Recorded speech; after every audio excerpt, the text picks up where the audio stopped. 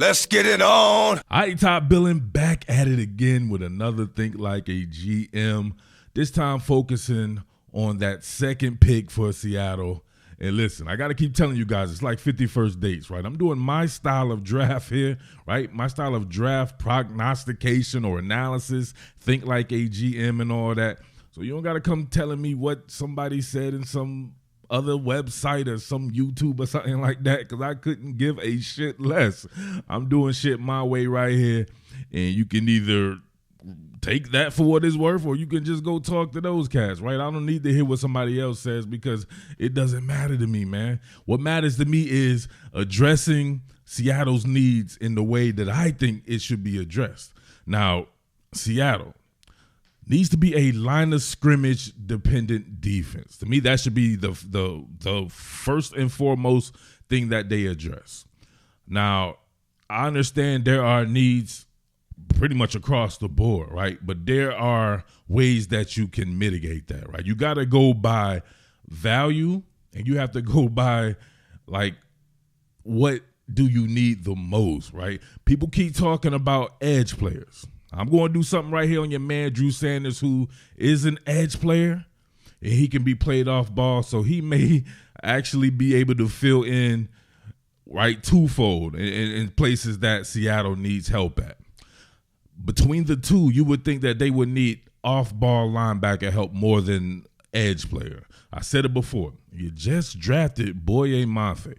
You have two guys who went over 9 sacks, right? Two guys tied for 9.5 sacks to lead the team, Nwosu and Darrell Taylor. And Darrell Taylor is one of those guys that you think, like, the more and more he gets experience, the better and better he could be.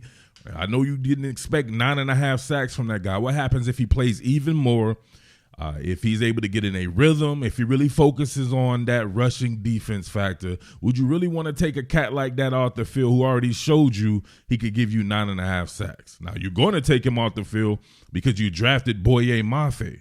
Either be him or Nwosu. He would have to come fill in for a pinch, or he would have to come in and they triple up on some fabricated run schemes there. But beyond that, man, Alton Robinson, Tyreek Evans, you got enough edge players there. That wouldn't be my number one focus. The number one focus should be inside. 5 technique, 3 technique, shade. You got to get a combination of a couple of those guys, no doubt about it. I go back and watch the Gervon Dexter joint that I did. I'm super high on that cat, right? A lot of people, if I'm high on somebody and they haven't really heard of them and mentioned in that manner, they want to automatically come and talk to me about some other cats. I don't want to talk about these other cats. I want to talk about what I focused on there. Give me feedback on that cat. That's how you guys always do it. I was talking about Jalen Carter way before when. Now he's a focus. Before that, Trayvon Walker in that draft, nobody really knew about him. He ends up being the number 1 overall pick, right? That didn't start off that way.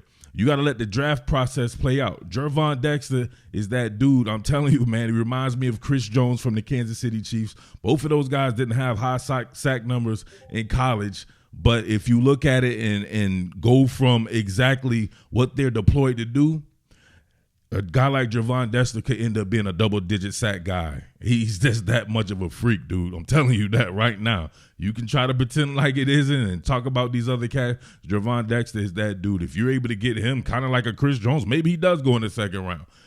That's your guy right there for sure. But Drew Sanders, having to play him off ball or on the line of scrimmage, I'll go through this right here.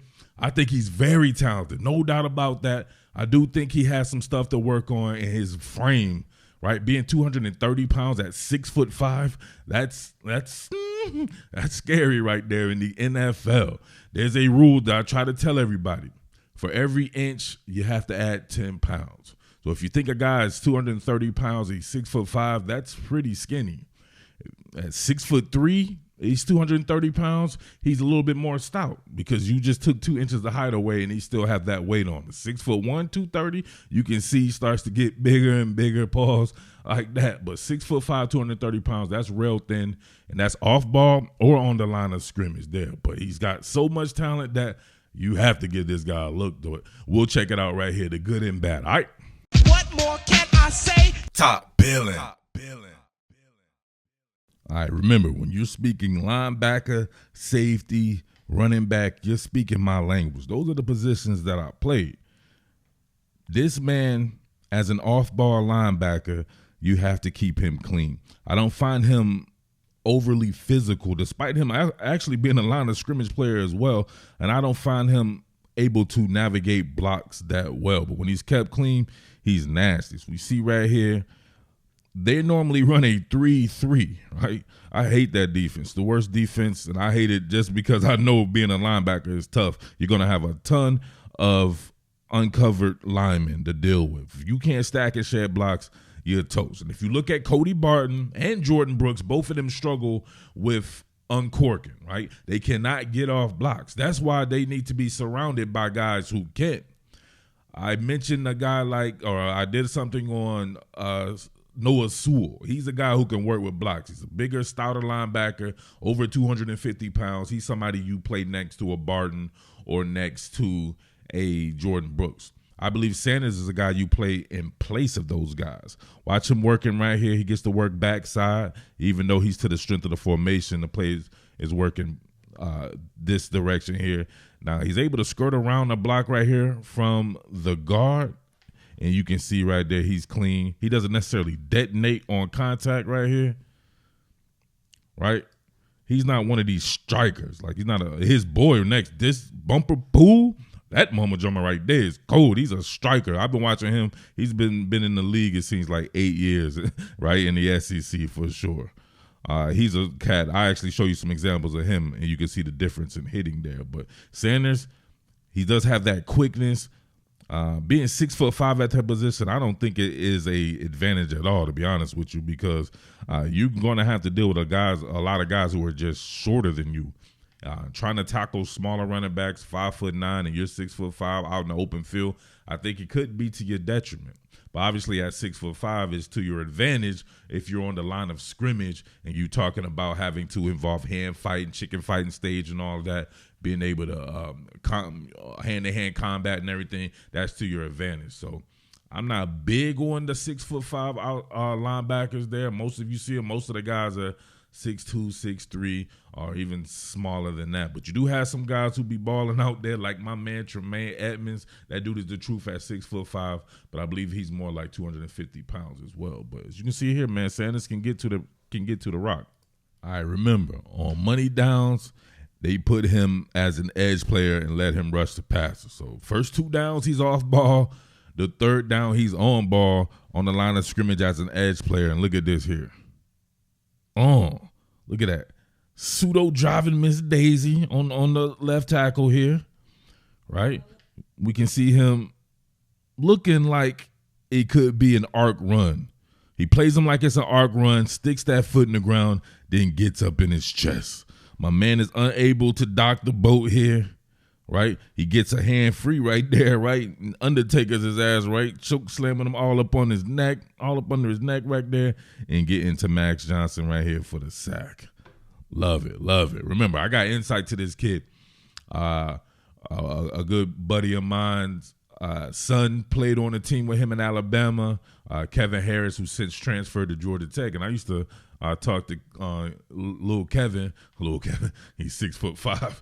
I used to talk to Kevin and ask him about all the guys in the room, right? So, of course, Sanders was in the room with him. Sanders came in with Will Anderson, and he was telling me how great Will Anderson was. And Drew Sanders wasn't really catching on at Alabama. He played there for 2 years and didn't really do anything, but straight up exploded in this particular role here at Arkansas, playing off ball. So I wonder if maybe can he play on the line of scrimmage full time, or is he just a situational pass rusher? These are some of the things that you're going to have to really think about with him there. But let's continue on.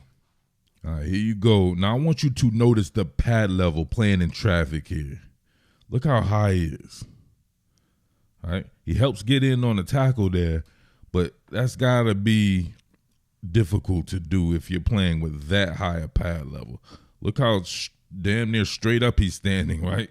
Got to be able to drop that pad level. Luckily, he's just going against a tight end right here in Cam Latu there, so he's able to get around that and skirt to the block there.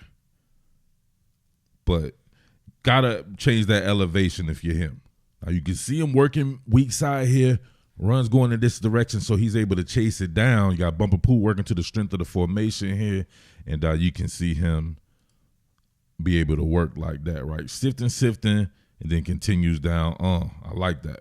I like that. Even though the run's like 10 yards down the field or whatever like that, not all tackles are created equal. Always remember that. You can't just watch tackle stats or gawk at tackle stats. Not all tackle stats are created equal. I like tackles at or beyond the line of scrimmage, but you got to do what you got to do right here, right? So he's able to work clean here. You can see him. First, I like the on this particular play right here. He doesn't do it a ton that I noticed there, but you can see him kind of scraping right here, scraping, and then sticks that foot in the ground when it's time to go, right? He was manning each gap and then works clean, able to chase down the tackle. But check this one out. Look out, they're back in that 3-3, and you can see the amount of uncovered linemen here could be detrimental to a guy if you cannot stack and shed blocks. Luckily, he doesn't have to do that right here. He's able to kind of shoot this gap here, but you can see he arrives extremely high, and I know you guys don't like this. It looks very Cody Barton-ish. Oh, Jahmyr Gibbs able to slip that tackle right there. Now, see him working right here, play side. There's no traffic there, but watch how when he gets through it, look how high he is. He's standing tall and talented in the pocket, right? He's standing tall like your man Mutombo. But you don't want to be Mutombo here on these 5'9" running backs or whatever Jahmyr Gibbs is here. You can see him having to change that pad level there. Just a little bit difficult to do for him. And Jahmyr is able to slip that tackle. All right, here we go again. He's working kind of a pseudo spiral here on Bryce Young. And look at this. Oh, where's the effort there? Right? Where's the effort there? Luckily, that man couldn't catch, right, that he was throwing into there. But you can see him. He works play side, sifts here. And then he attacks Bryce Young. Bryce Young doesn't even care. He waits till he gets there at the last moment and then just gets out of the way there.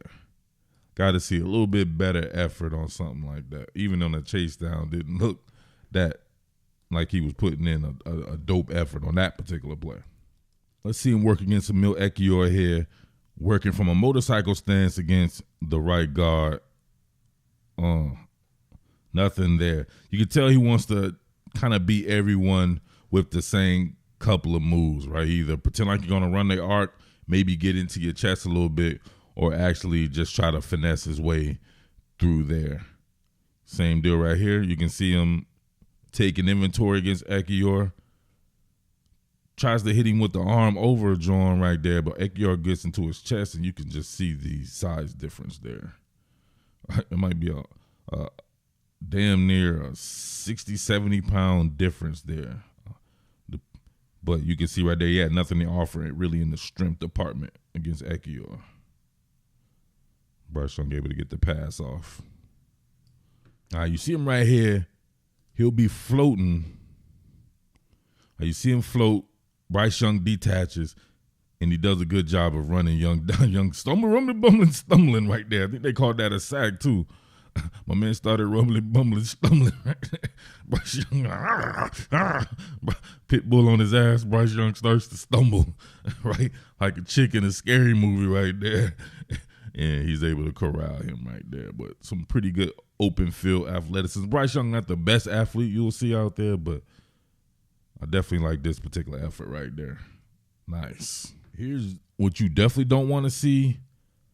Your man knifing the gap here and giving up a big run. Not sure why he chose to approach it this way right there. Complete gapstinence, right? You're all in another man's gap. You got to be practicing gapstinence right here. But you see right here, I don't know if it's because he stuttered down and he was anticipating contact right from the block or something like that. But he completely gives it up on this one right here. And him and his man ends up in the same gap. The edge player here, they end up in the same gap and giving up a big run to Devin A-Chain here. All right, I want to be able to see the consistency when he's working play side here. Javion Cohen right here with the block on him. And I want to see him stack, wall, and discard and be able to make the tackle, at least on a consistent basis here. You see him right here?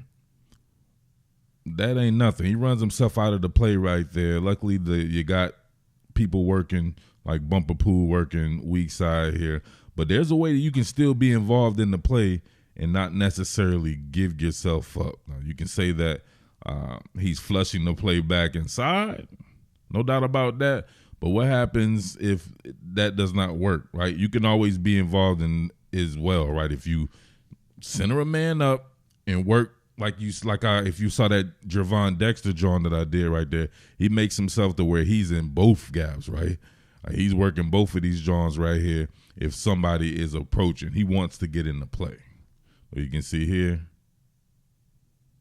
not good working off the block right there. Coming off ball. Look at him right here. He's virtually clean on this one. He works play side, then scrapes back, makes the tackle. Just beyond the line of scrimmage. I love this one. See him approach his original gap responsibility there. Then scrape over the top here. Nobody touching him, so it's all good there. And you can see him head on the outside, wrap, and roll. I believe that's how they teach it in Seattle as well. All right, you see Drew Sanders right here, 6'5", 230 pounds, working against Tyler Steen here, 6'5", 315 pounds. And yeah, tries to get into his chest and spinal cord collapsed on him. He needs a colostomy bag there. He is taxidermy. Now look at him playing it high, tries to change the elevation, go through him, right? Try to go through the man right here, but not enough power. Steen docks the boat on him right there. And then right, whirling dervish right there. I ain't know you can bend like that, right? You got exotic dancers who can't bend like that, but like a tire. He need a colostomy bag. That ain't hard. I would like to see exactly where he came from on this particular drawing right here. You can see him working backside. I would have to think that maybe he's lined up over an inside receiver or something here, but you don't like this. Your weak side pursuit not there, and here he comes late right there, and he ain't gonna catch no Jahmyr Gibbs. He ain't got it like that. See right here, not sure why he's late to the party right here, but everybody getting washed away like rain right here. Simple zone scheme. Jahmyr Gibbs not even touched. Now look at this. Bumper Pool gets to work right here. You can see him. He detonates on arrival. Look at this. Oh, you ain't going nowhere most of the time when that man hits you right there. I really like Bumper Pool. I think he could be an option in the later rounds for a team like Seattle as well. Drew Sanders is definitely somebody you want to get late in the first. Depends on how the draft process plays out. We still got a long way to go right here, and you still have free agency as well, but I would think that he would be a first-round draft pick type because obviously he can work off or on ball, and you can see the size and athleticism in him. But Bumper Pool, a good option as well. All right, let's call it right there. I want to come back and do more on Drew Sanders. I want to focus on him as a line of scrimmage player, which technically you can call him that, but if he's just rushing on money downs, it's hard to say how he will hold up on base downs, if you get what I'm saying there. But having him off ball and then moving him to money downs, that could be perfect for Seattle. That could be actually very hard. I'm very intrigued by that particular prospect there for the Seattle Seahawks and several other teams, or I might have to suggest him for a few teams out here in the Mid-Atlantic as well. So I like me some Drew Sanders, no doubt about that. He would not be my number one choice as a pure off-ball linebacker. If you said you had a squad that you did not need him on the line of scrimmage just rushing the passer, he wouldn't be my pick. He wouldn't probably be my – I probably could think of 3 linebackers ahead of him that I would choose, just pure off-ball. But if you told me you were going to work him with a combination, I believe Denver used to do that with Von Miller when he first got in the league. He would play off-ball and then rush the passer. That's worth his weight in gold. He would then move probably to my number one option there because he's providing you multiple ways of service. So let me know what you think about Drew Sanders. You guys have already done that, because when I was talking about running backs and shit, you still in here talking about Drew Sanders. So there you go. Can we please concentrate on the subject that I'm doing, right? I'll get to these other subjects, man. Just show me a little bit of gratitude, a little bit of appreciation for the hard work putting in. Tip your waiter. You know I'll be bringing you that hibachi, but make sure you concentrate on the subjects too. All right, it's your boy Mid-Atlantic Murph. As always, thank you, and top billing to ya. Strike the band. What more can I say? Top billing. Top billing.